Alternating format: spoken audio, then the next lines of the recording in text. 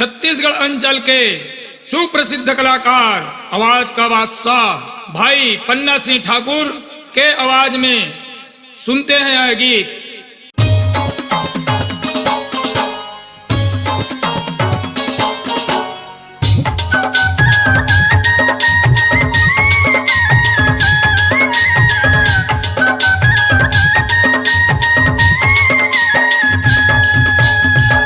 दाई मोरे गाँव माँ अमलीम के छाँव माँ, आबे दाई मोरे गाँव माँ अमलीम के छाँव माँ।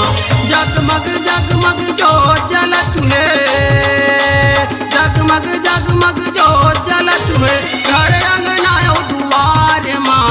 आबे दाई मोरे गाँव माँ अमलीम के छाँव माँ, आबे दाई मोरे गाँव माँ अमलीम के छाँव माँ।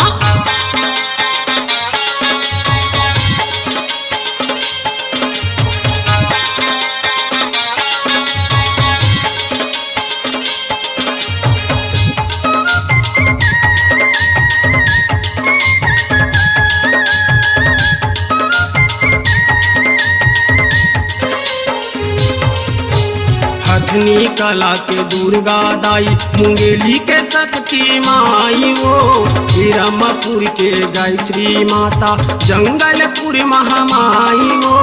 हथनी कला के दुर्गा दाई, मुंगेली के शक्ति माई वो, ब्रह्मपुर के गायत्री माता, जंगलपुर महामाई वो।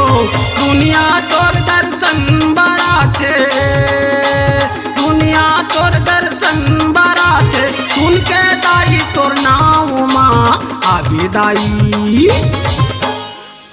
दाई मोरे गाँव माँ अमलीम के छाँव माँ, आबे दाई मोरे गाँव माँ अमलीम के छाँव माँ।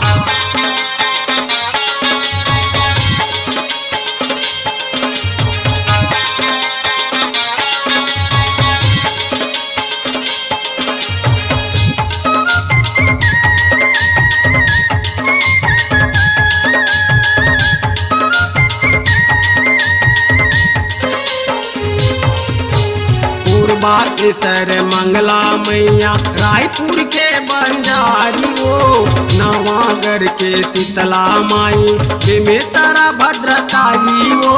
कोरबा के सर मंगला दाई रायपुर के बंजारी वो, नवागढ़ के शीतला माई बेमेतरा भद्रकाली वो।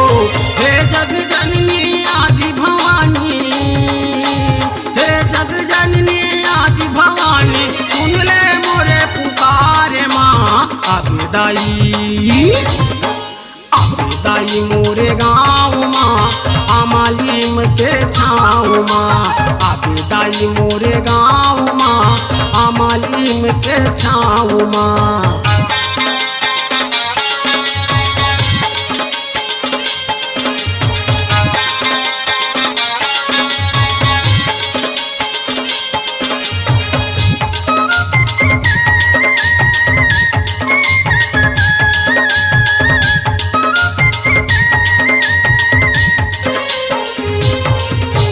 कलकत्ता के काली माई डूंगरगढ़ बमलाई वो, मैहर के वो शारद माई चंडीगढ़ चंडी माई वो।